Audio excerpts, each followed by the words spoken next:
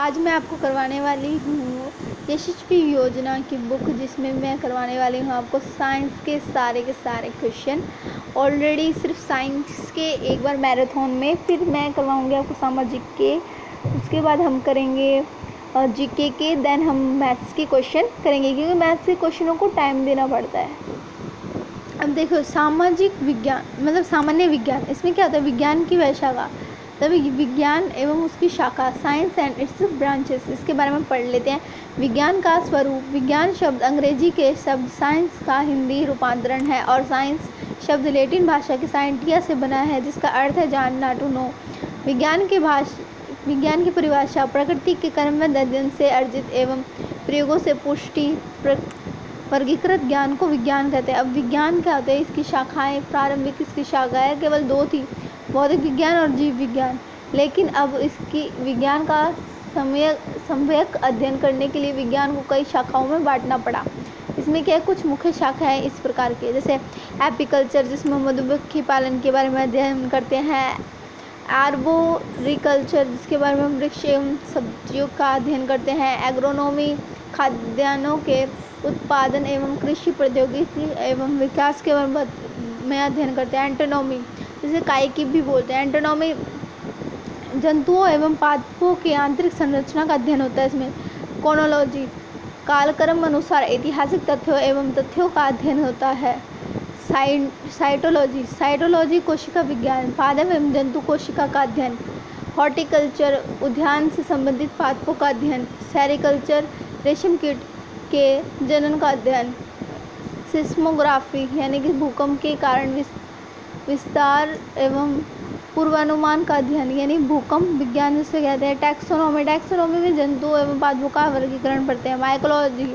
Mycology यानी छोटे से, इससे आपको पता चलता है कि कवक का अध्ययन हो रहा है, ठीक है, करेंगे। बायोलॉजी में हम जीव और पादपों का अध्ययन करते हैं, जंतुओं।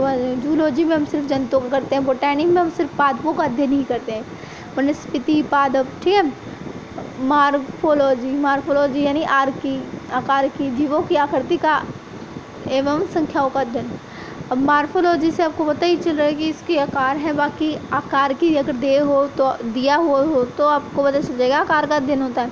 इकोलॉजी, परिस्थिति को क्या कहते हैं? इको। और इकोलॉजी में क्या हम करते हैं? जीवों का, उसके चारों ओर के वातावरण के बारे में हम अध्ययन करते हैं। कीट विज्ञान, कीटों का अध्ययन। पोलियोएंटोलॉजी में हम जीवाश्मों का अध्ययन करते हैं। सूजनिकी यानी आनुवंशिक की वह शाखा जिसमें मनुष्य की संतति एवं नस्ल का सुधार का अध्ययन होता है। जेनेटिक्स में आनुवंशिकता का अध्ययन होता है। और डेमोग्राफी में किसका अध्ययन होता है? डेमोग्राफी, जन्म एवं मृत्यु की सांख्यिकी, यानी कि संख्या का, कि हम कब मरे, कब पैदा हुए है। एनिथोलॉजी यानी पक्षियों का अध्ययन। कपाल विज्ञान, कपाल एवं मस्तिष्क का अध्ययन, जिसे हम फेरनोलॉजी भी कहते हैं। फाइकोलॉजी सवालों का अध्ययन। पोडोलॉजी यानी कि मृदा का अध्ययन। फार्मोलॉजी जिसमें कि फलों का अध्ययन। पिसिकल्चर में मछलियों का अध्ययन। वायरोलॉजी में वायरस का अध्ययन। माइक्रोबायोलॉजी यानी कि सूक्ष्म जीवों का अध्ययन। ऑर्थोपेडिक्स यानी कि पेशीय कंकाल तंत्र की संख्या, विकास एवं रोगों का अध्ययन। साइकोलॉजी, मानव विज्ञान का। जीरोंटोलॉजी से आपको क्या पता चल रहा है? इसका क्या अध्ययन होगा? वृद्धावस्था एवं उससे संबंधित रोगों का अध्ययन। एम्ब्रियोलॉजी से मतलब होता है भ्रूण की उत्पत्ति, संख्या, विकास आदि का अध्ययन। अब नेक्स्ट करते हैं। नेक्स्ट पेज पे हम पढ़ेंगे हैं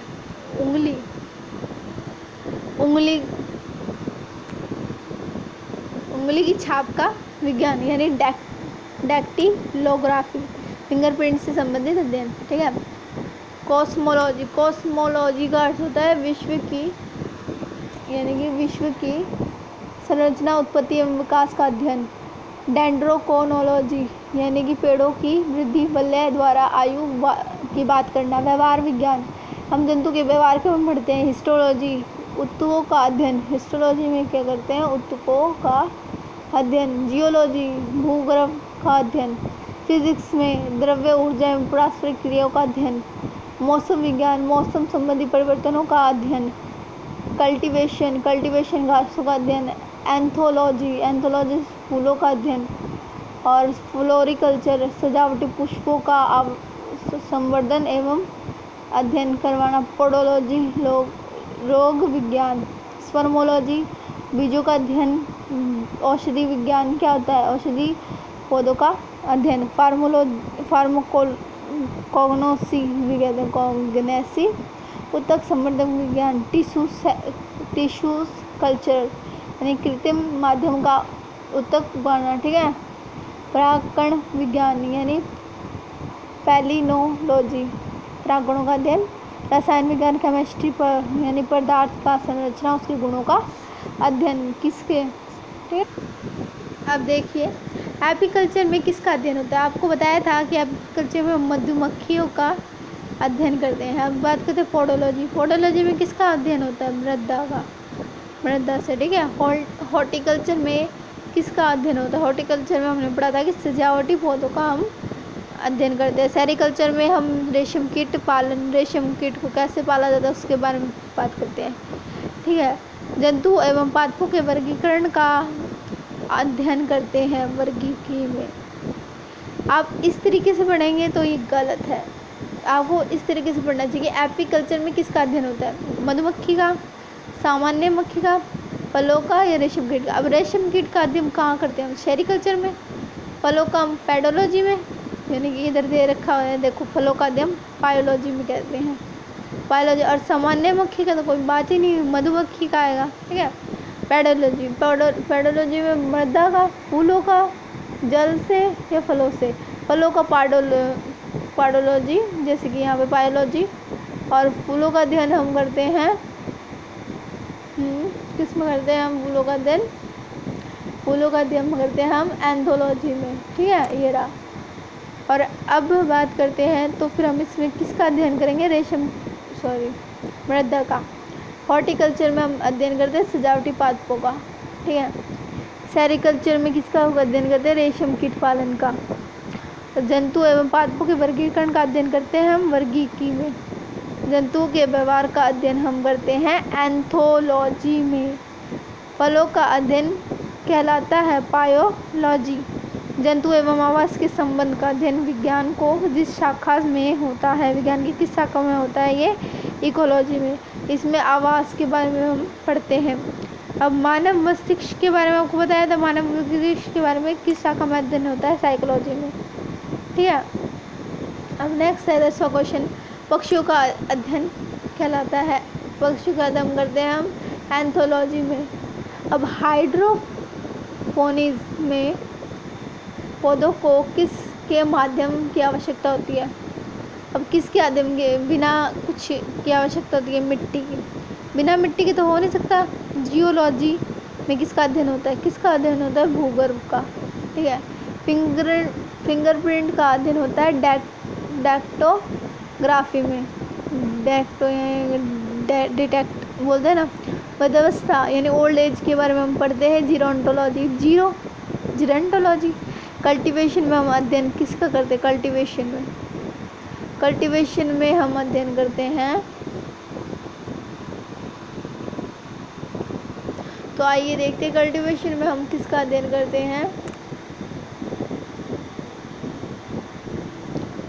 हमने पढ़ा था कि कल्टीवेशन में हम अध्ययन करते हैं देखिए कल्टीवेशन में हम घासों का अध्ययन करते हैं, ठीक है। तो कल्टीवेशन में क्या आएगा? घासों का। अब बात करते हैं एंथोलॉजी में किसका अध्ययन होता है? एंथोलॉजी में घास का तो नहीं होगा, तो इसको क्रॉस कर दो। किसका होगा? फूलों का, जल का, फल का होगा। ये तो नहीं आएगा क्रॉस। फलों का एंथोलॉजी में नहीं होता। अब फूलों का, तो इसमें सही आंसर आएगा। तो एंथोलॉजी में जल का अध्ययन भी नहीं होता, फिर सही आंसर आएगा ये। फ्लोरोकल्चर संबंधित है किससे? सजावटी पौधों से संबंधित है, ठीक है।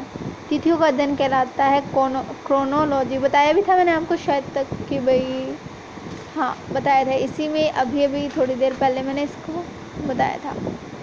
अब जंतु और पौधों की किसके बारे में अध्ययन करना, रुकिए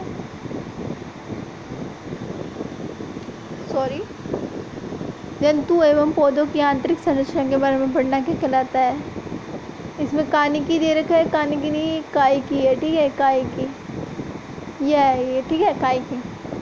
अब कवकों का अध्ययन क्या कहलाता है, कवकों का अध्ययन कहलाता है माइक्रोलॉजी, ठीक है। अब इसके आंसर दे रखे हैं, आप इसको देख के चेक कर लीजिएगा, ठीक है। अब नेक्स्ट चलते हैं, प्रकाश का वेग सर्वाधिक किसमें होता है। हमको सबको पता है कि प्रकाश का वेग किसमें से ज़्यादा होता है, निर्वात में। अब बात करते हैं प्रकाश के अपवर्तन। प्रकाश के अपवर्तन की क्रिया कौन सी भौतिक राशि में संपन्न होती है, या कौन सी भौतिक राशि में अपवर्तित रहती है, तो कौन सी भौतिक राशि में, आवर्ती में। किसी समतल दर्पण का प्रकाश की किरण अविलंब आवर्तित अपवर्तित, तो क्वेश्चन था ये अभिलंबित आवर्तित होती है, किरण क्या होती है, अभिलंबित आवर्तित होती है, तो अपवर्तन कोण का मान होता है 0 डिग्री। अगर किसी किरण पे अभिलंबित हो रही है और वो आपतित होती है, अभिलंबित भी हो रही है, आपतित होती है, तो इसका मतलब कितने डिग्री का होगा, 0 डिग्री का। किसी लेंस की शक्ति 4 डायोप्टर है तो लेंस की फोकस दूरी होगी, तो अब 4 डायोप्टर दे रखा है, तो आपको क्या पता है कि लेंस की जो फोकस दूरी हो कितनी होगी, 10 सेमी होगी उसकी दूरी। सॉरी 10 सेमी नहीं होगी, 20 सेमी होगी। आप चेक करके देख लीजिए, 4 है तो वो पता है फोकस दूरी का सूत्र है 1/f वाला, इसे आप करके देखेंगे तो ये आंसर आएगा। अब नेक्स्ट, निकटवर्ती दृष्टि दोष से पीड़ित व्यक्तियों को जो चश्मा दिया जाता है। अब निकटवर्ती दोष यानी कि उसको पास से क्या होगा, दिखाई देगा, बट दूर से नहीं दिखाई देगा, तो होता है निकटवर्ती दोष, वह है, तो उसको चश्मा दिया जाएगा। तीसरा, अवतल लेंस। अवतल लेंस से हम दूर की जैसे चीज़ों को क्या कर सकते हैं, स्पष्ट देख सकते हैं, इसके लिए अवतल लेंस दिया जाएगा। और नेक्स्ट क्वेश्चन है, जब प्रकाश प्रिज्म से होकर गुजरता है तो तेज सबसे अधिक विचलित होता है, तो आप सभी को पता है सबसे अधिक विचलित कौन सा होता है, बैंगनी प्रकाश, ये सबसे नीचे होता है, और सबसे ऊपर कौन सा होता है, लाल रंग का प्रकाश। अब बात करते हैं निम्न रंगों में से किसकी तरंग दैर्ध्य सबसे कम होती है। अब सबसे कम आपको पता ही है किसकी होती है, तो बैंगनी की सबसे ज़्यादा कम तरंग दैर्ध्य होती है और सबसे अधिक होती है लाल की, ठीक है। श्वेत रंग का प्रकाश प्रिज्म के कांच पर आवर्तित होता है, तो सबसे कम विचलित होगा। तो इसमें तो आपको पता है कि मैंने आपको थोड़ी देर पहले बताया था सबसे कम विचलित कौन सा होता है, लाल रंग का प्रकाश। इंद्रधनुष के बनने का कारण है केवल प्रकाश का विचलित होना, केवल प्रकाश का अपवर्तन, पानी की बूंदों से प्रकाश का अपवर्तन तथा विचलन, पानी की बूंद में प्रकाश का अपवर्तन, परावर्तन या प्रकाश का विचलन। अब इसमें थोड़ा बहुत कन्फ्यूज़न हो सकता है, लेकिन आपको घबराना नहीं है, और सही आंसर है 4, पानी की बूंद में प्रकाश का परावर्तन, अपवर्तन तथा प्रकाश का विचलन। ये तीनों घटनाएं होती है तब जाकर कहीं क्या होता है, इंद्रधनुष बनता है। एक वस्तु समतल दर्पण के सामने रखी है, इसका प्रतिबिंब दर्पण से 20 सेमी की दूरी पर बनता है। वस्तु पर एवं प्रतिबिंब के मध्य की दूरी ज्ञात करनी है, बतानी है कितना होगा, 20 सेमी, 30 सेमी, 40 सेमी या 60 सेमी। सही आंसर है 30 सेमी। अब धुएं के आर पार किसी दूर स्थित प्रकाश स्रोत को देखने पर उसके झिलमिल करने दिखाई देते हैं, ये किस कारण से होता है। अब आपको तारों की झिलमिलाने वाला अगर क्वेश्चन आपको याद हो, जो आपने 10वीं में अच्छे से पढ़ा था, उसमें क्या परावर्तन होता है, अपवर्तन होता है, विपवर्तन होता है, वर्ण विक्षेपण होता है, तो आप इसका भी आंसर दे सकते हैं। इसका सही आंसर है अपवर्तन के कारण। आपने सुना होगा कि तारे दूर स्थित होते हैं, बहुत दूर, लेकिन जब अपवर्तन के कारण वो क्या कराते हैं, हम अपने आँखों को चमकते हुए या फिर क्या टिमटिमाते हुए दिखाई देते हैं। प्रकाश का सबसे कम वेग होता है, और प्रकाश का सबसे कम वेग किस में होता है, ये क्वेश्चन भी 10th क्लास में पूछा गया है। तो प्रकाश का सबसे कम वेग कांच में, पानी में, निर्वात में, वायु में। इसका सही आंसर है कांच में। सबसे अधिक तो होता है निर्वात में, सबसे कम होता है कांच में। ठीक है, अब आँखों का वह भाग जहाँ वस्तु का प्रतिबिंब बनता है वो है कहलाता है, अब ये क्या है, रक्तपटल, रतकपटल, कार्निया, दृष्टिपटल या फिर श्वेतपटल। आपको पता है आगे वाला हिस्सा होता है उसे हम कार्निया बोलते हैं। दृष्टिपटल पर वस्तु का प्रतिबिंब बनता है, तो दृष्टिपटल ही इसका सही उत्तर है। दूरदृष्टि दोष से पीड़ित व्यक्ति को जो चश्मा दिया जाता है वह होता है उत्तल लेंस, क्योंकि अगर निकटवर्ती दोष है तो अवतल लेंस देंगे, तो दूर दृष्टि दोष हुआ तो उत्तल लेंस दिया जाता है। नेक्स्ट क्वेश्चन पूछा गया है, स्वस्थ नेत्र के लिए स्पष्ट दृष्टि की न्यूनतम व अधिकतम दूरी होती है। सही आंसर है क्रमशः दे रखा है, देखो पहले न्यूनतम पूछी गई कम से कम, फिर अधिकतम पूछी गई, तो आप ऐसे मत करिए ना, ये भी गलत है। ठीक है, ये भी गलत है, 100 से भी नहीं, ये हो गई। ठीक है, मानव आँख विभिन्न स्थितियों में स्थित वस्तुओं का स्पष्ट प्रतिबिंब बनाने के में सक्षम है। इसका क्या कारण है? अब इसका कारण पूछा गया है कि अबिंदुकता, समंजस, समता, जरा दूरदर्शिता या इनमें से कोई नहीं। तो आपको पता ही है इनमें से कोई नहीं, तो नहीं आएंगे तो गलत है, तो ये आएगा समंजन क्षमता। ठीक है, निम्न में से कौन सा पदार्थ लेंस बनाने के लिए प्रयुक्त नहीं किया जाता? जल, कांच, प्लास्टिक या मिट्टी? तो आपको पता है कि कांच को भी यूज़ किया जाता है, जल को यूज़ किया, प्लास्टिक को भी कई बार यूज़ किया जाता है, बट किसको नहीं किया जाता? मिट्टी को यूज़ नहीं किया जाता है। बिना किसी कन्फ्यूज़न के, किसी बिंब का अवतल दर्पण बना प्रतिबिंब आभासी, सीधा तथा बिंब से बड़ा पाया गया। वस्तु की स्थिति कहाँ होनी चाहिए? मुख्य फोकस तथा वक्रता केंद्र के बीच, मुखरता केंद्र पर, वक्रता केंद्र से परे, या दर्पण के दूर तथा मुख्य फोकस के बीच में?